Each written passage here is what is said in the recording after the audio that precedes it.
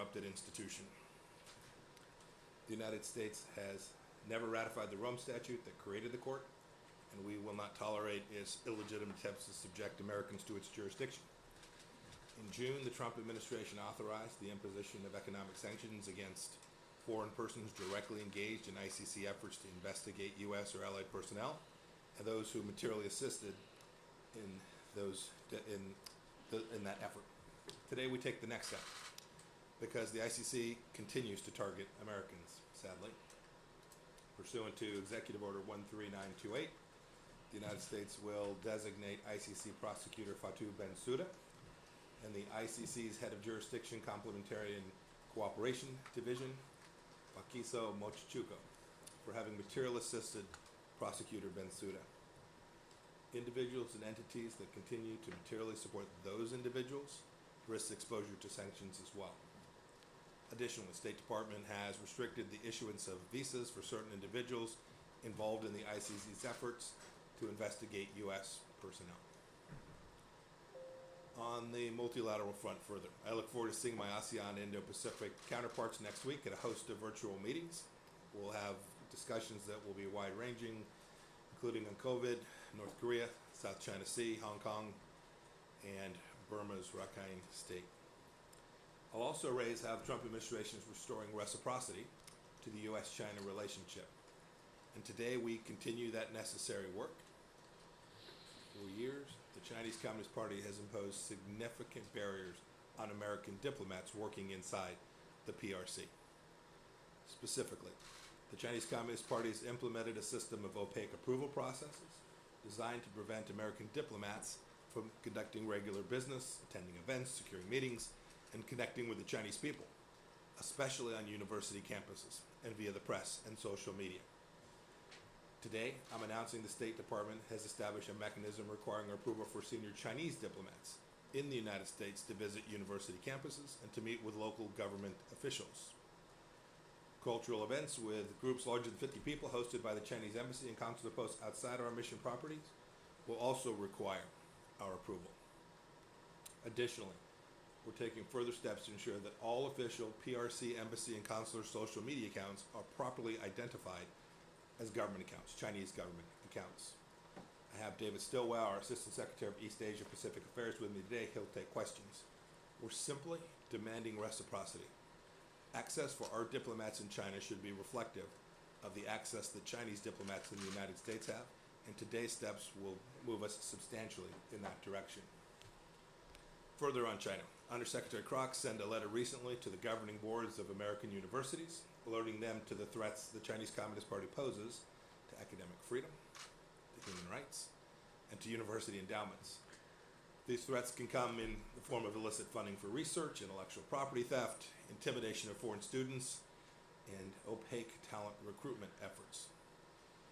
University governing boards can help ensure their institutions have clean investments and clean endowment funds by taking a few key steps. Disclose all PRC companies invested in endowment funds, especially those in emerging market index funds. Divest from Chinese companies on the Commerce Department entity list that are contributing to human rights violations, military coercion, and other abuses. And simply understand the recommendations issued by the President's Working Group on Financial Markets, which examine the risk to investors of Chinese companies that are listed on U.S. stock exchanges. Staying on China, but moving beyond our borders, we're hoping for a peaceful resolution of the situation on the India-China border. From the Taiwan Strait to the Himalayas and beyond, the Chinese Communist Party is engaged in a clear and intensifying pattern of bullying its neighbors. That bullying is also evident in the South China Sea. Last week, the United States imposed sanctions and visa restrictions on Chinese individuals and entities responsible for the CCP's imperialism there, doing things such as unlawful energy surveillance activities in the economic zones or ally the Philippines and other countries.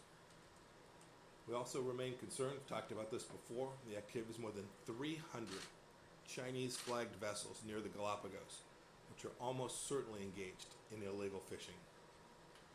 In light of this maritime lawlessness, it's no surprise that Beijing's candidate in the International Tribunal for the Law of the Sea election last week received more abstentions than any other candidate. China is the most flagrant violator of the Law of the Sea Convention, and nations all across the world are registering their disapproval. We're also concerned about Chinese actions in Tibet in light of the General Secretary's recent calls to synthesize Tibetan Buddhism and fight splitism there. We continue to call upon Beijing to enter into dialogue with the Dalai Lama or his representatives without preconditions to reach a settlement that resolves their differences. We're also tracking the situation in Belarus closely. Deputy Secretary Began traveled there last week at my direction. Belarusians deserve the right to choose their own leaders through a truly free and fair election under independent observation. We demand an immediate end to the violence against them and the release of all who are unjustly detained, and that includes U.S. citizen Vitaly Cheryshev. We're closely coordinating, too, with our transatlantic partners and are together reviewing significant targeted sanctions on anyone involved in human rights abuses and oppression. Turning to the Middle East, where I just got back from a productive trip and where we have senior officials there today. The region is changing rapidly thanks to President Trump's leadership, building up ties between Israel and its neighbors. The Abraham Accords are clear proof of just that. So is the first ever direct flight from Tel Aviv to Abu Dhabi, which took place this week, and the first direct flight between Israel and Sudan, which I was honored to make during my trip.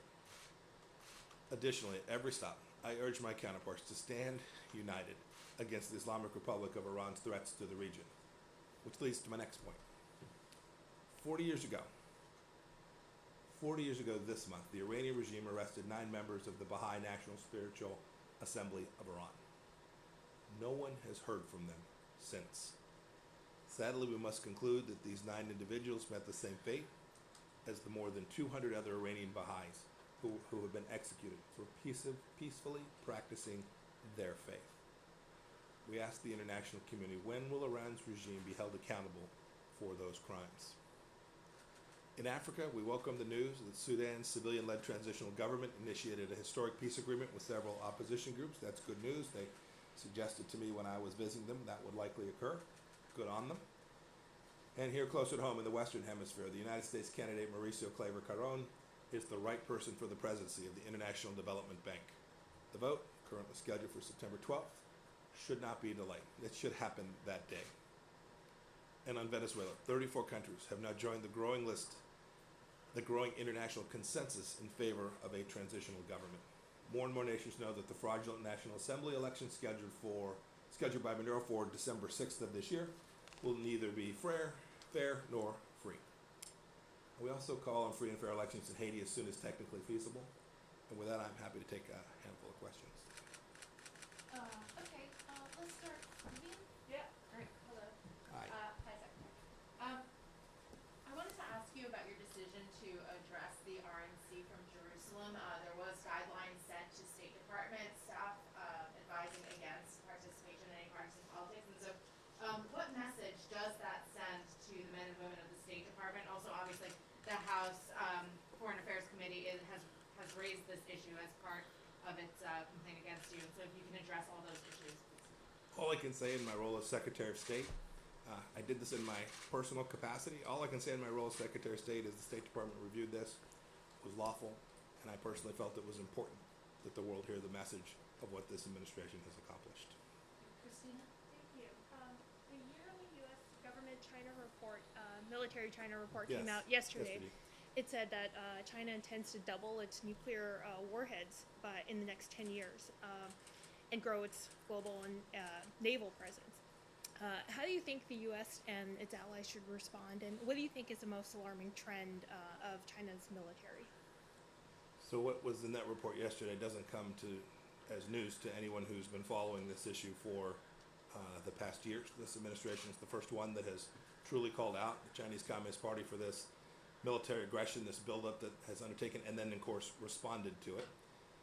We've done a number of things. First, the President's put the largest defense budgets in American history in front of Congress, and they've passed it, $700+ billion, 2 years running. So we're making sure that America has the tools it needs to respond to any threat, including threats that emanate from the Chinese Communist Party. Second, on particular pieces of this, I'll give you an example, the nuclear weapons. We have implored the Chinese to be part of our strategic dialogue. we've suggested it's in their best strategic interest, it's in our best strategic, it's in the world's strategic interest to reduce the risk from these most dangerous weapon systems, and where productive conversations with the Russian on this very thing. If the Chinese Communist Party is serious about participating on the global stage and being a nation of size and scale that is part of this community, then it has an obligation. When you build out a nuclear arsenal with the kind of missile testing, more missile tests in China last year than I think all Western nations combined. If you're going to be serious, you have to use those in a way that is consistent with how nations undertake their obligations under the nuclear proliferation treaties, and all those obligations, written, unwritten, signed, and unsigned, and then they should enter in these strategic conversations. Well, we want to make sure that the risk of using those weapon systems in particular is diminished, and we stand ready to have them join this conversation with the Russians. I hope that they will. Nadia. Good morning, Mrs. Yes, ma'am. A deputy to President Erdogan just said that Washington partial lifting of arms sale to Cyprus will agitate the conflict in the eastern of the Mediterranean. How do you respond to that, and how do you assess Turkey's influence in the Middle East? And on Lebanon, sir, if I can, the French president just wrapped a visit to Beirut. He met with all political leaders, yet we have Assistant Secretary David Schenker in Beirut, and he did not meet with any political leaders. Is this a message? And are you coordinating with the French on any initiative? So as for Lebanon, we're certainly in close conversations with the French. We shared the same objective. Ambassador Hale was in Beirut several weeks back now. He met with a number of political leaders. The objective is the same. Business as usual in Lebanon just is unacceptable. I think President Macron said the same thing. This has to be a government that conducts significant reforms, real change. It's what the people of Lebanon are demanding. And the United States is going to use its diplomatic presence and its diplomatic capabilities to make sure that we get that outcome. I think the French share that. I think the whole world, frankly, sees the risk. Look, the risk stares you in the face. Missile systems, precision-guided missions that the Hezbollah holds in the south. We all remember the history of Lebanon. Everybody disarms but Hezbollah. This is the challenge that is presented. And so those people who are either part of that or are playing footsie with Hezbollah should know that that's not productive. It's not what the people of Lebanon want, and it's not what the regional security situation demands. So I'm confident that the United States, the French, and all of us who are working there on the ground, both to meet the immediate needs and the result that flowed from the explosion that took place now several weeks back, as well as the longer-term challenges that are presenting in Lebanon. We'll all work on it together. You asked about the decision we made yesterday, or announced yesterday, with respect to Cyprus. It's been a long time coming. We've been working on this for an awfully long time. We know that this decision was announced in light of heightened tensions in the Eastern Mediterranean, but we thought it was the right thing, and so I made the decision we would move forward with it on the timeline that our decision was reached. President Trump's been in conversations with President Erdogan. He's spoken to the Prime Minister in Greece. We're urging everyone to stand down, to reduce tensions, and begin to have diplomatic discussions about the conflicts that exist there in the Eastern Mediterranean, the security conflicts, the energy resource conflicts, the maritime conflicts. They need to sit down and have conversations about this and resolve this diplomatically. It is not useful to increase military tension in the region. Only negative things can flow from that. Sir, should we I'll take a couple more. Okay. Hi.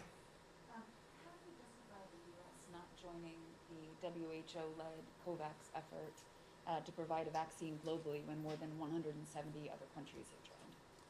There is no nation that has been or will be as deeply committed to delivering vaccines all around the world as the United States of America.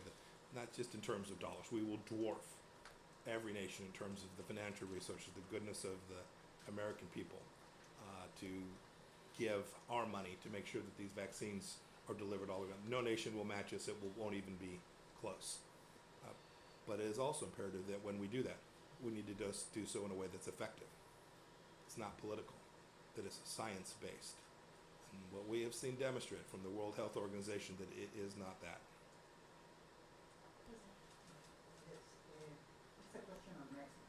U.S. energy groups have written letters to you and others in the administration expressing concerns about developments in the energy sector in Mexico.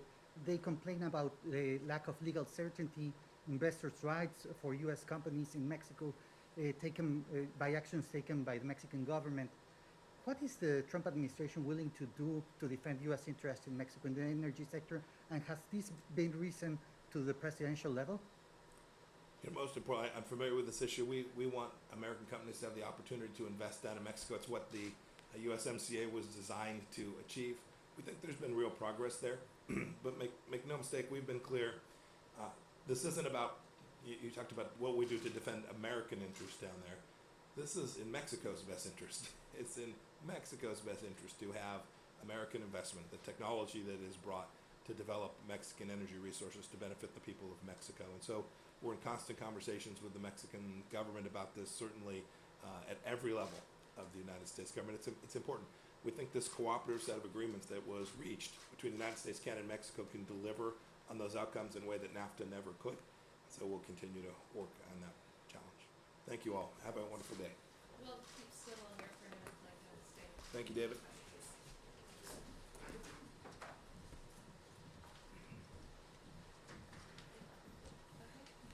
Let's try to get to everybody who hasn't gone yet. Rena, and I think you're done.